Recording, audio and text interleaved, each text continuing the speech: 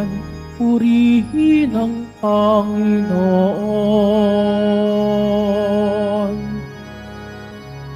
Papuri sa kaitaasan, siya'y papurihan, Diyos ng lahat. O papuri sa kaitaasan, siya'y papurihan, ngayon at pagpakailanman.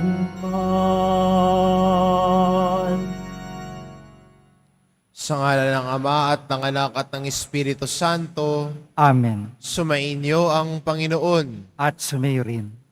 Mga kapatid, aminin po natin ang ating mga kasalanan upang marapat tayong gumanap sa banal na pagdiriwang.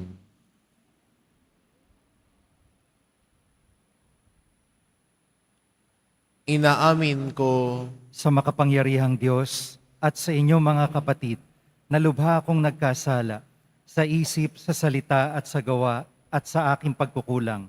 Kaya isinasamo ko sa mahal na Birheng Maria, sa lahat ng mga anghel at mga banal, at sa inyong mga kapatid na ako'y panalangin sa Panginoong ating Diyos. kaawaan tayo ng makapangyarihan Diyos, patawarin tayo sa ating mga kasalanan, at patnubayan tayo sa buhay na walang hanggan. Amen. Panginoon, kaawaan mo kami. Panginoon, kaawaan mo kami. Kristo, kaawaan mo kami. Kristo, kaawaan mo kami. Panginoon, kaawaan mo kami. Panginoon, kaawaan mo kami.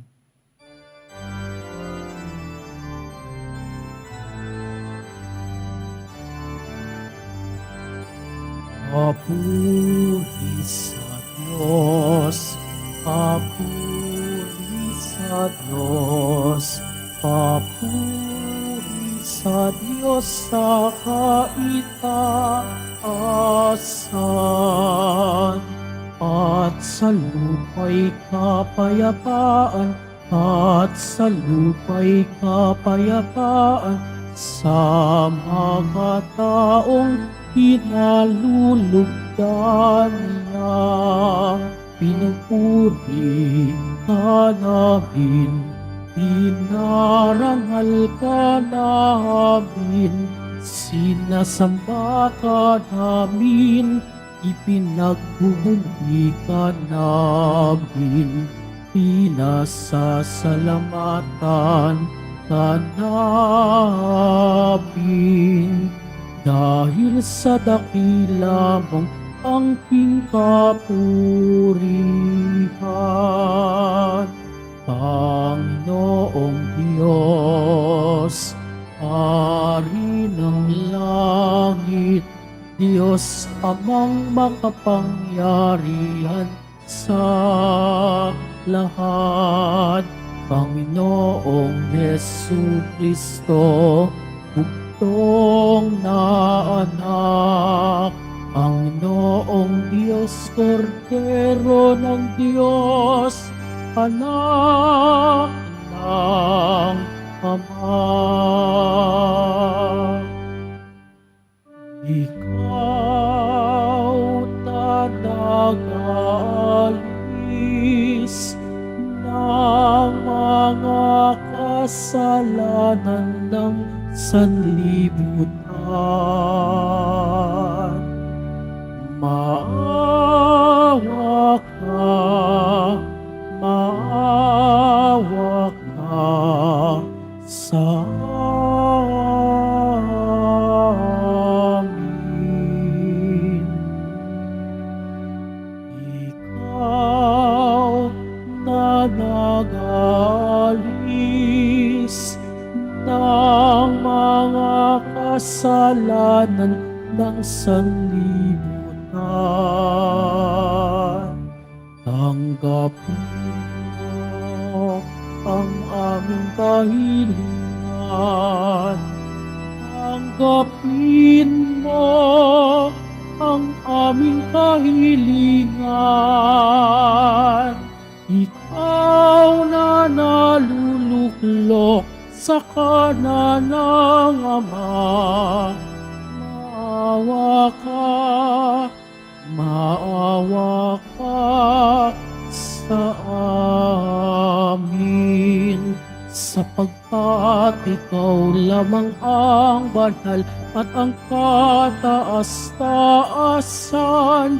Ikaw lamang, O Jesucristo, ang Panginoon, kasama ng Espiritu Santo sa kadakilaan ng Diyos Ama. Amen. Ng Diyos Ama. Amen. Papuri sa Diyos. Papuri sa Diyos. Papuri sa Diyos sa kaitaasan.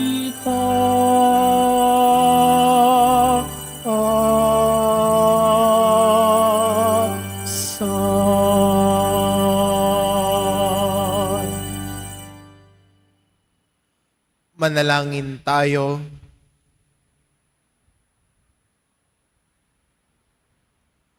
Ama naming makapangyarihan, ginagawa mong kami magkaisa ng kalooban. Ipagkaloob mong ang iyong mga utos ay aming mahalin, ang iyong mga pangako ay hangarin naming tanggapin, upang sa anumang pagbabago sa paligid namin, manatiling matatag ang aming loobin, sa tunay na kasiyahang matatagpuan sa iyong piling. Sa pamamagitan ni Hesukristo, kasama ng Espiritu Santo, magpasawalang hanggan. Amen. Magsiupo muna pong lahat.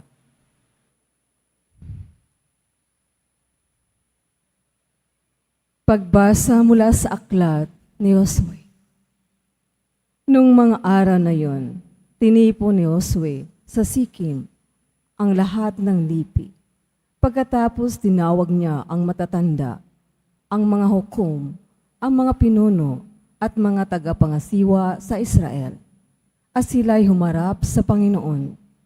Sinabi niya, kung ayaw ninyong maglingkod sa Panginoon, sabihin ninyo kung kanino kayo maglilingkod.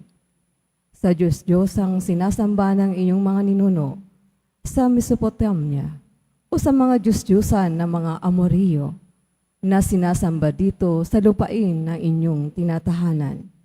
Ngunit ako at ang aking angkan ay sa Panginoon lamang maglilingkod. Sumagot ang bayan, wala kaming balak na talikuran ang Panginoon at maglingkod sa mga Diyos-Diyosan. Ang Panginoon na ating Diyos ang siyang humango sa ating pagkalipin sa Ehipto. Nasaksihan din namin ang mga kababalaghang ginawa niya upang tayo'y maingatan saan man tayo mapadako at mailigtas sa mga kaaway na ating nadaanan. Kaya't kami rin ay sa Panginoon maglilingkod. Siya ang ating Diyos. Ang salita ng Diyos. Salamat sa Diyos. Magsumikap tayong kamtin ang Panginoong butihin. Magsumikap tayong kamtin ang Panginoong butihin. Panginooy aking laging pupurihin. Sa pasasalamat di ako titigin. Aking pupurihin kanyang mga gawa. Kayong naaapi, makinig, matuwa. Magsumikap tayong kamtin ang Panginoong butihin. Kinukupkup ng Diyos ang mga matuwid at ang taghoy nila'y kanyang dinirinig. Nililipol niya yaong masasama hanggang sa mapawi sa isip ng madla. Magsumikap tayong kamtin ang Panginoong butihin. Agad dinirinig daing ng matuwid. Iniligtas sila sa mga panganib. Tumutulong siya sa nasisiphayo. Ang walang pag-asa'y hindi binibigo. Magsumikap tayong kamtin ang Panginoong butihin. Ang taong matuwid, masuliranin naman, sa tulong ng puon, agad maibsan. Kupkupin siya ng lubos-lubusan, kahit isang butoy, hindi magagalaw. Magsumikap tayong kamtin ang Panginoong butihin. Ngunit ang masama ay kasamaan din. Sa taglay na buhay ang siyang kikitil. Mga lingkod niya'y kanyang ililigtas. Sa nakukupkup siyang mag-iingat. Magsumikap tayong kamtin ang Panginoong butihin.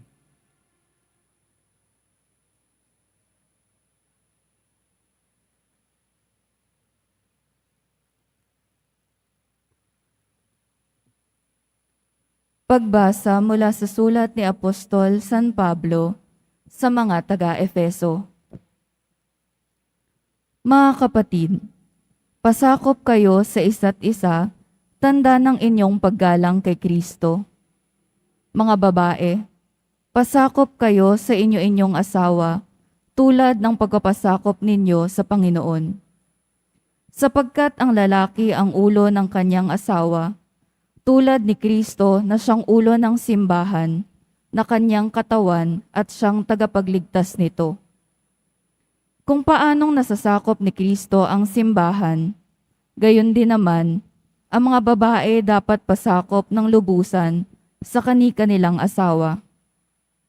Mga lalaki, ibigin ninyo ang inyo-inyong asawa gaya ng pag-ibig ni Kristo sa simbahan. Inihandog niya ang kanyang buhay para rito, upang ang simbahay italaga ng Diyos matapos linisin sa pamamagitan ng tubig at ng salita. Ginawa niya ito upang maiharap sa kanyang sarili ang simbahan, marilag, banal, walang batik at walang anumang dungis o kulubot. Dapat mahalin ng mga lalaki ang kani-kanilang asawa tulad ng sarili nilang katawan. Ang lalaking nagmamahal sa kanyang asawa ay nagmamahal sa kanyang sarili. Walang taong namumuhi sa sarili niyang katawan, bagkus ito'y pinakakain at inaalagaan, gaya ng ginawa ni Kristo sa simbahan. Tayo'y mga bahagi ng kanyang katawan. Dahil dito, iiwan ng lalaki ang kanyang ama't ina at magsasama sila ng kanyang asawa at sila'y magiging isa. Isang dakilang katotohanan ang inihahayag nito. Ang kaugnayan ni Kristo sa simbahan ang tinutukoy ko. Ang salita ng Diyos. Salamat sa Diyos. Magsitayo po tayong lahat.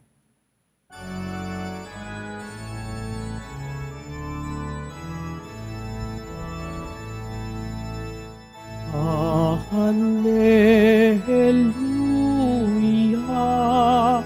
Hallelujah, Hallelujah, Hallelujah.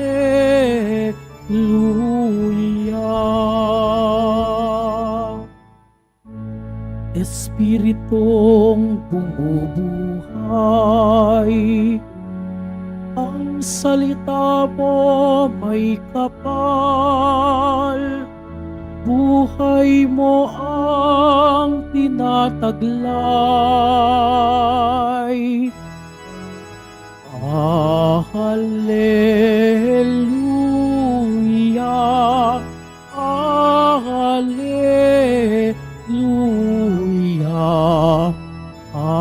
Hallelujah,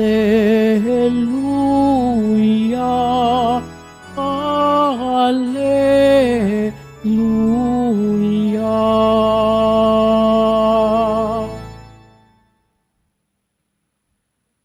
Sumainyo ang Panginoon, At sumayo rin. ang mabuting balita ng Panginoon ayon kay San Juan. Papuri sa iyo, Panginoon. Noong panahong iyon, marami sa mga alagad ni Jesus ang nagsabi, "Mabigat ang pananalitang ito. Sino ang makakatanggap nito?" Alam ni Jesus na nagbubulong-bulungan ang kanyang mga alagad tungkol dito. Kaya't sinabi niya, "Dahil ba rito'y tatalikuran na ninyo ako? Gaano pa kaya kung makita ninyong umaakyat ang anak ng tao sa dati niyang kinaroroonan. Ang Espiritu ang nagbibigay, hindi ito magagawa ng laman. Ang mga salitang sinasabi ko sa inyo ay Espiritu at buhay. Ngunit may ilan sa inyong hindi nananalig sa akin. Sapagkat talastas ni Jesus na buhat pa noong una kung sino-sino ang hindi nananalig sa Kanya at kung sino ang magkakanulo sa Kanya. Idinugtong pa niya, yan ang dahilan kaya ako sinabi sa inyo na walang makalalapit sa akin malibang loobin ito ng Ama. Mula nooy marami sa Kanyang mga alagad ang tumalikod at hindi na sumama sa Kanya. Kaya tinanong ni Jesus ang 12, ibig din ba ninyong umalis?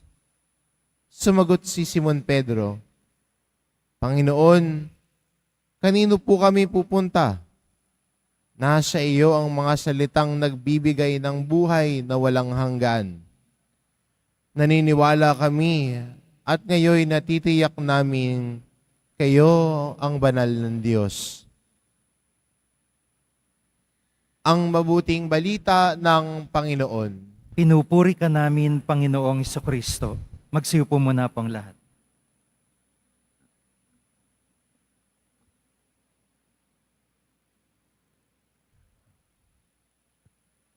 Minsan ang mga aral at turo ni Jesus ay aminin nating hindi naman madali. Minsan ay hinahamon tayo ng kanyang mga aral at turo. Sa Ebanghelyo ho natin, nagsabi na yung mga alagad niya, paano namin paniniwalaan itong mga turo mo? Mabigat masyado ito. Ito yung sinabi nila pagkatapos ng mga pahayag ni Jesus na siya ang tinapay ng buhay. At ang kumain ng kanyang laman at inom ng kanyang dugo ay magkakaroon ng buhay na walang hanggan. At yung iba ayaw tanggapin ng kanyang turo. Minsan din naman, ganoon din tayo, aminin natin, sa ating buhay pananampalataya na ayaw nating tanggapin minsan ang mga aral at turo ni Jesus Nazareno. Ang mas gusto nating pairalin, yung gusto natin. Ayaw natin siya pakinggan. Ang gusto natin, tayo yung pakinggan. Ayaw natin makinig. Sa Ebanghelyo natin, talastas ni Jesus at binanggit doon na alam niyo sino yung mga hindi naniniwala sa Kanya. Kahit sumunod sa Kanya, may mga hindi naniniwala din pala sa Kanya. Minsan magandang tanong din bilang mga Kristiyano, lubos ba akong naniniwala at nagtitiwala kay Jesus? Dahil ang taong lubos na naniniwala at nagtitiwala sa Kanya, ay handang makinig sa Kanyang mga aral at turo. Handang hamunin ng salita ng Diyos. Handa minsang tapikin ng salita ng Diyos na ito. At sabi nga ni San Pablo, ganon ang salita ng Diyos eh. Hindi lang nagbibigay kagalakan sa buhay natin, pero ang parehong salita din ay humahamon sa atin, lalo na sa mga panahong matitigas ang ulo natin. Kaya sabi ni San Pablo, the Word of God is like a two-edged sword. It pierces through the heart.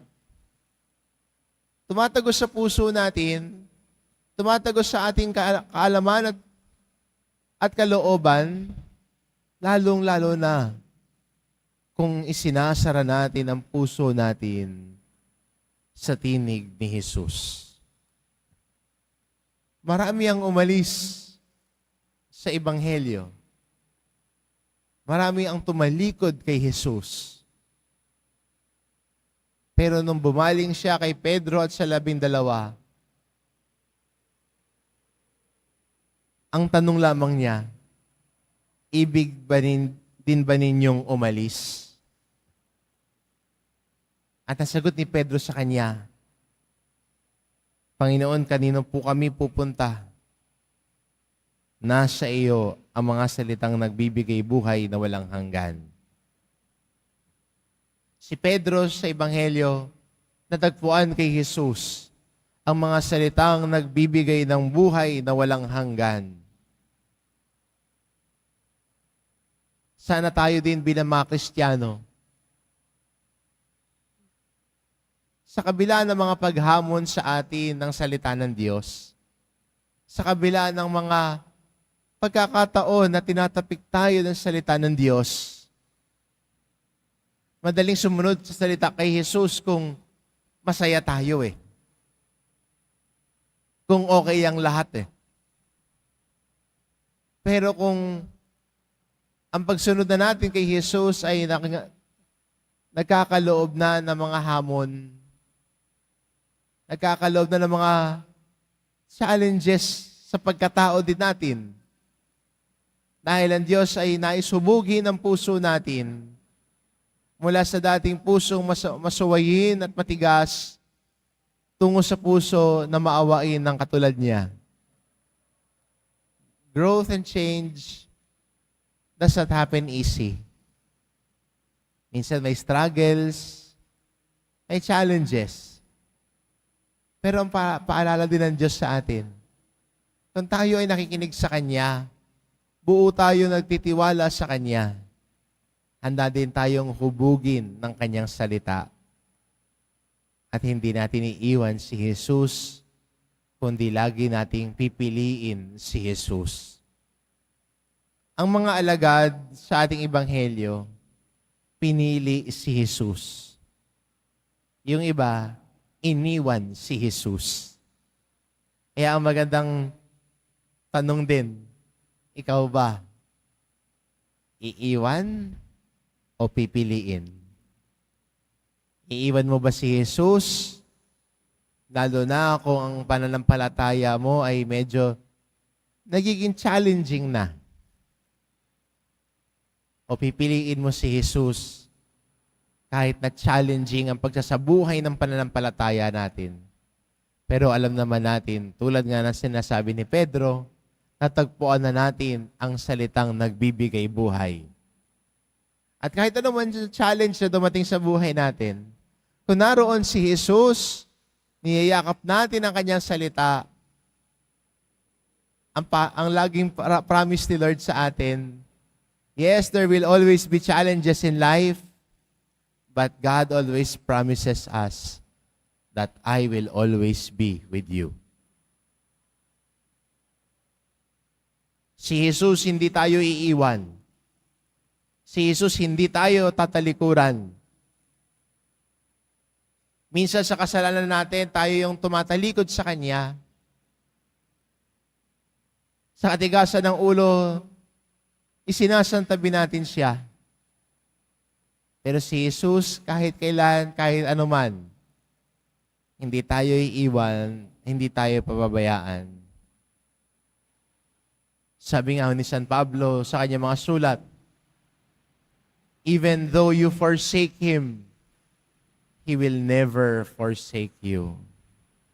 Hindi ka niya iiwan. Kahit na siya ay iwan mo, kahit na siya ay talikuran mo, hindi ka niya tatalikuran.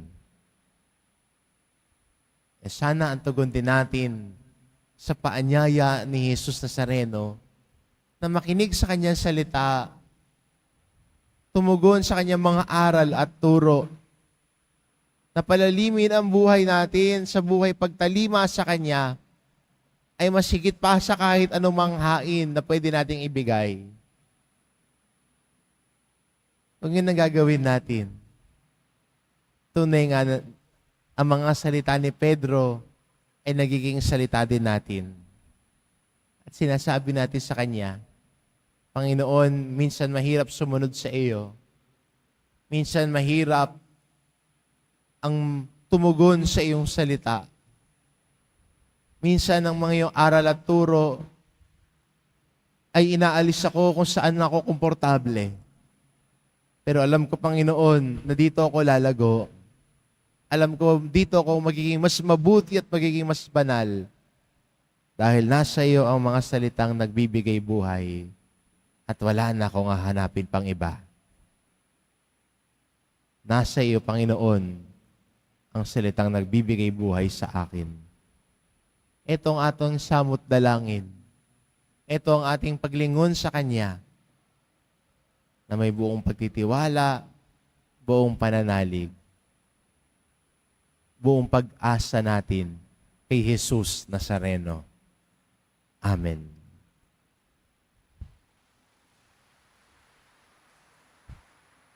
Magsitayo po ang lahat.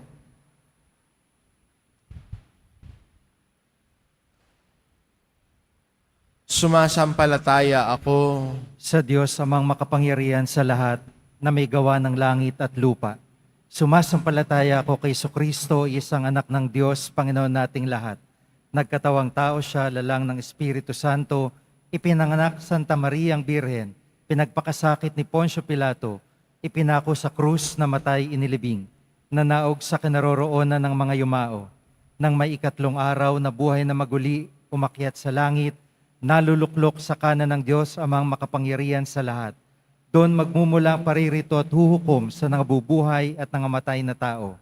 Sumasampalataya naman ako sa Diyos Espiritu Santo, sa banal na simbahang katolika, sa kasamahan ng mga banal, sa kapatawaran ng mga kasalanan, sa pagkabuhay na muli ng nangamatay na tao, at sa buhay na walang hanggan. Amen.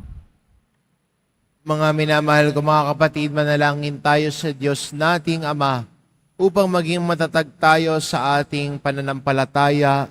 Siya nawa ang maging matibay na sandigan natin sa pagharap sa mga pagsubok at hirap ng buhay.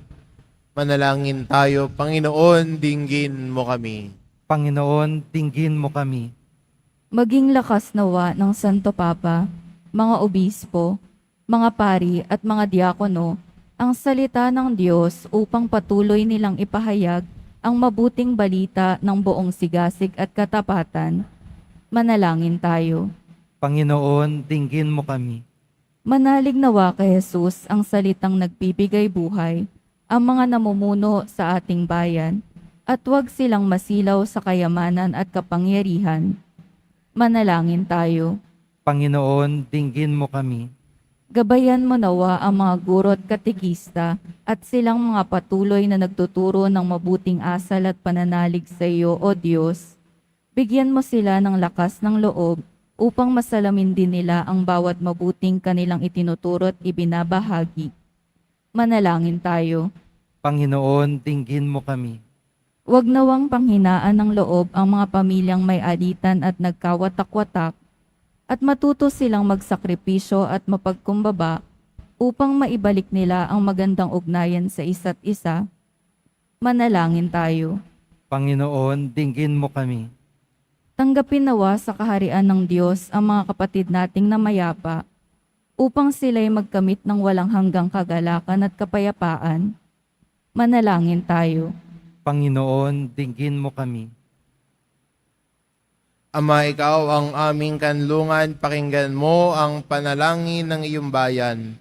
Tanggapin mo kami at panatilihin sa iyong pag-ibig sa pamamagitan ni Kristong aming Panginoon. Amen. Magsiupo muna po ang lahat.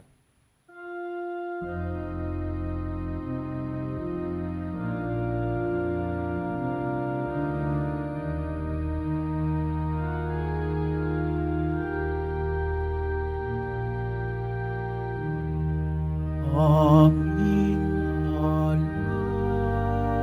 alay sa'yo, Panginoon.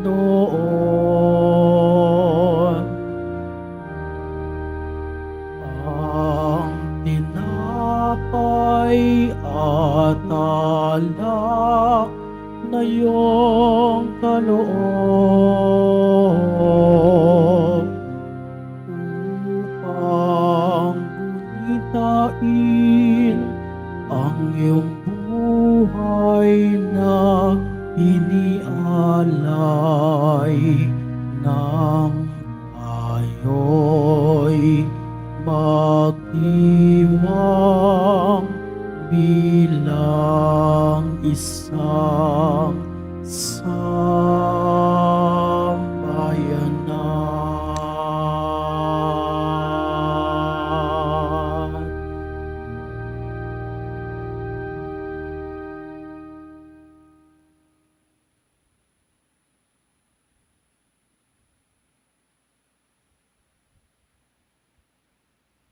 Magsitayo po ang lahat. Manalangin kayo mga kapatid, ito pang ang paghahain natin ay kalugdan ng Diyos amang makapangyarihan. Tanggapin nawa ng Panginoon itong paghahain sa iyong mga kamay, sa kapurihan niya at karangalan, sa ating kapakinabangan, at sa buong sambayanan niyang banal. Ama naming lumika, pinagkamit mo kami ng iyong pagkupkop, pakundangan sa isang pampalagiang paghahandog. Kaya't sa iyong sambayanan ay iyong ipagkaloob ang pagkakaisa at kapayapaang nagbubuklod, bunga ng aming mga alay na iyong ikinalulugod sa pamamagitan ni Hesukristo kasama ng Espiritu Santo magpasawalang hanggan. Amen. Sumainyo ang Panginoon. At sumayo rin. Itaas sa Diyos ang inyong puso at diwa. Itinaas na namin sa Panginoon. Pasalamatan natin ang Panginoong ating Diyos. Marapat na siya ay pasalamatan. Ama naming makapangyarihan, tunay ngang marapat na ikaw ay aming pasalamatan sa pamamagitan ni Hesukristo na aming Panginoon. Lubhang nabagbag ang kanyang loob sa pagkakamali ng tao sa sansinukob. Kaya't minabuti niyang siya'y ipanganak ng birheng bukod mong pinagpala sa babaeng lahat. Sa labi ng imbing kamatayan, kami ay inagaw ng namatay mong anak. Sa pagkabuhay niya, kami kanyang binuhay upang kaugnayan namin sa iyo'y huwag magwakas. Kaya kaisa ng mga anghel na nagsisiawit ng papuri sa iyo, nang walang humpay sa kalangitan, kami nagbubunyi sa iyong kadakilaan.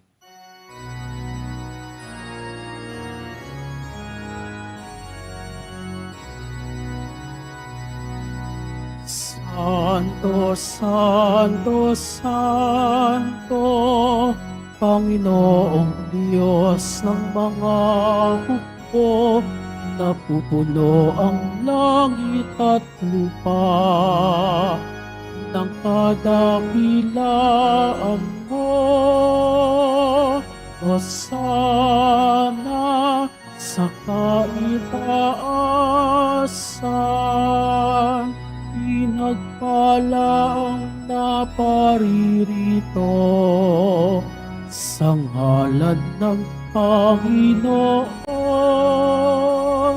Hosana sa kaitaasan.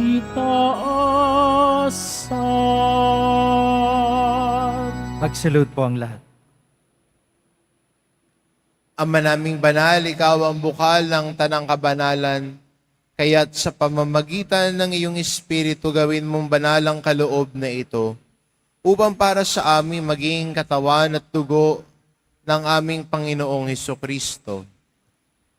Bago niya pinagtiis ang kusang loob na maging handog, hinawakan niya ang tinapay, pinasalamatan kanya, pinagati-hati niya iyon, iniabot sa kanyang mga alagad at sinabi, tanggapin ninyong lahat ito at kanin, ito ang aking katawan, na ihahandog para sa inyo.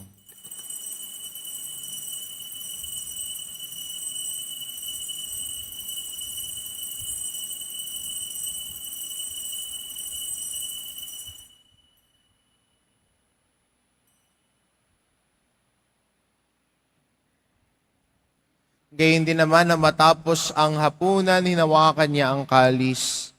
Muli kanyang pinasalamatan.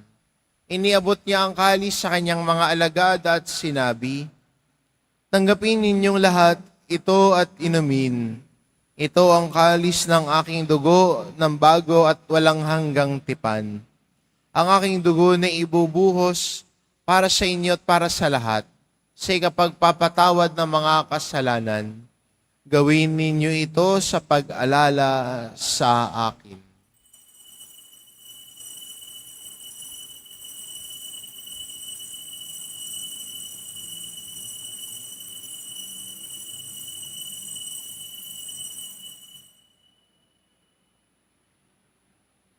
Pagsitayo po ang lahat.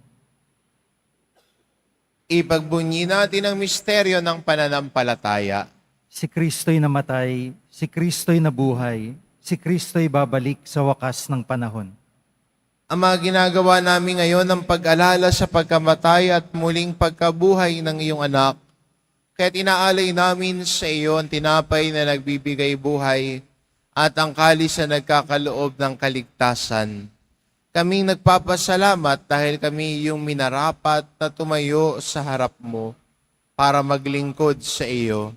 Isinasamo namin kaming magsasalo-salo sa katawan at dugo ni Kristo ay mabuklod sa pagkakaisa sa pamamagitan ng Espiritu Santo.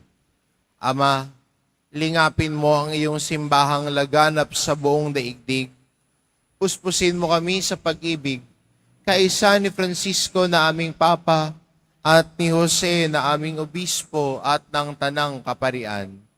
Alalahanin mo rin ang mga kapatid naming nahimlay na may pag-asang sila'y muling mabubuhay, gayon din ang lahat ng mga pumanaw. Kaawaan mo sila at patuloyin sa iyong kaliwanagan.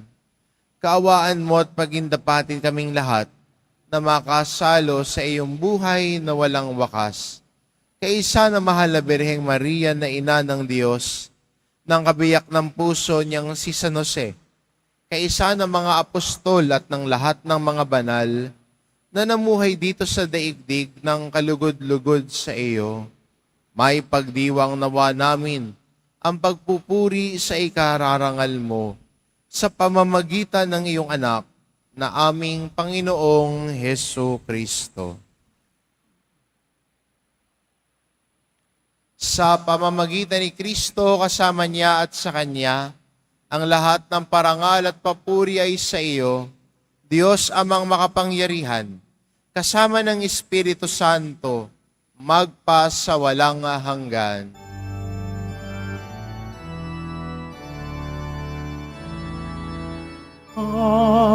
Amen. Amen. Amen.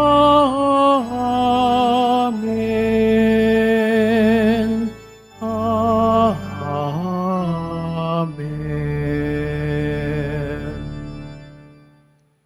Sa tagubilin ng mga nakagagaling na utos at turo ni Jesus na Panginoon natin at Diyos, ipahayag po natin ng lakas loob.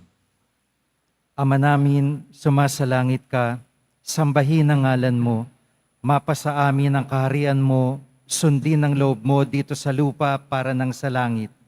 Bigyan mo kami ngayon ng aming kakanin sa araw-araw at patawarin mo kami sa aming mga sala para ng pagpapatawad namin sa nagkakasala sa amin.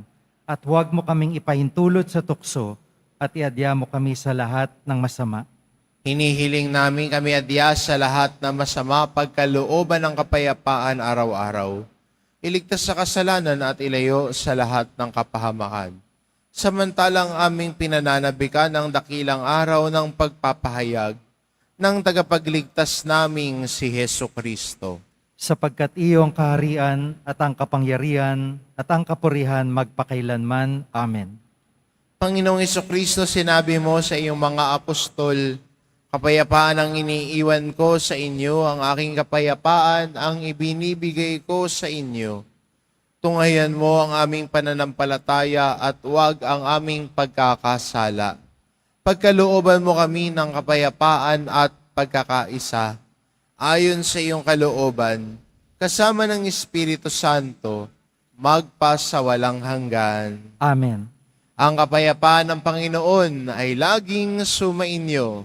At sumayo rin. Magbigayan kayo ng kapayapaan sa isa't isa.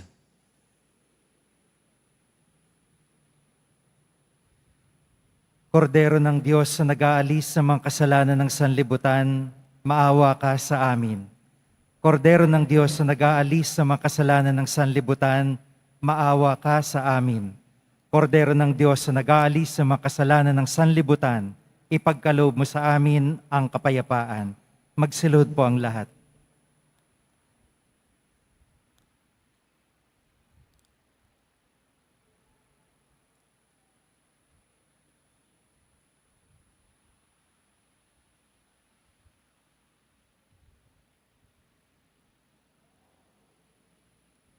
Itong kordero ng Diyos, ito nag-aalis ng kasalanan ng sanlibutan.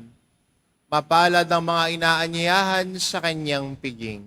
Panginoon, hindi ako karapat-dapat na magpatuloy sa iyo, ngunit sa isang salita mo lamang ay gagaling na ako.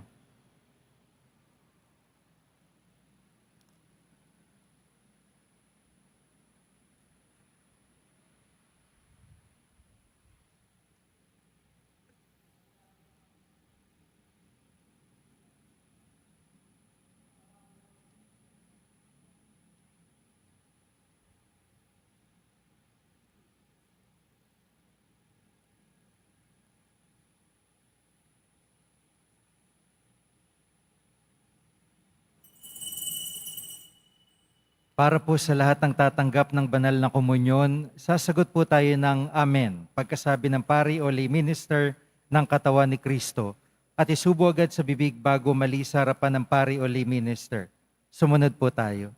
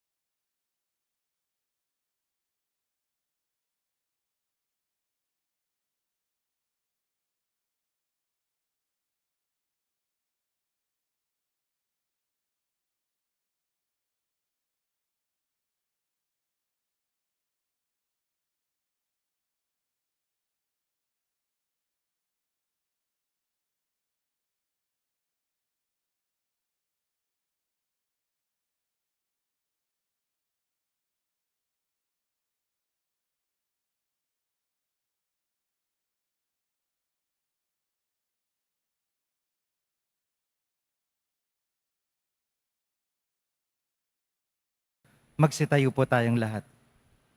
Manalangin tayo. Ama naming mapagmahal, lubusin mo sa amin ang kagalingang bigay ng iyong pag-ibig na ngayoy ipinagdiriwang at kami naway magkaroon ng ganap na kaunlaran upang sa lahat ng aming pinagkakaabalahan, ikaw ay aming mabigyang kasiyahan sa pamamagitan ni Jesucristo kasama ng Espiritu Santo, magpa sa walang hanggan. Amen. Sumainyo ang Panginoon. At sumayo rin. Mahal na pong Isus Nazareno, inihayag mo sa pamamagitan ng krus ang walang maliw na pag-ibig ng Diyos sa sangkatauhan. Pakinggan mo ang kahilingan ng iyong angkan na nagsusumamo sa iyo. Makakamtanawa nila ang iyong katugunan at tanggapin ang kasagutan na may utang na loob na tinatanaw. Basbasan din po ninyo ang mga may dala-dala nilang imahin at dasalan. Sa pamamagitan ng bendisyon na ito, naway maalala nila ang mga pangako nila noon sa binyag, na ikaw ang kanilang iibigin at paglilingkuran, bilang Panginoon magpa sa walang hanggan. Amen. At pagpalain kayo ng ating mapagmahal na Diyos, ang Ama, at ang Anak, at ang Espiritu Santo. Amen. Humayo kayo, taglay ang kapayapaan ng poong Jesus Nazareno. Salamat sa Diyos.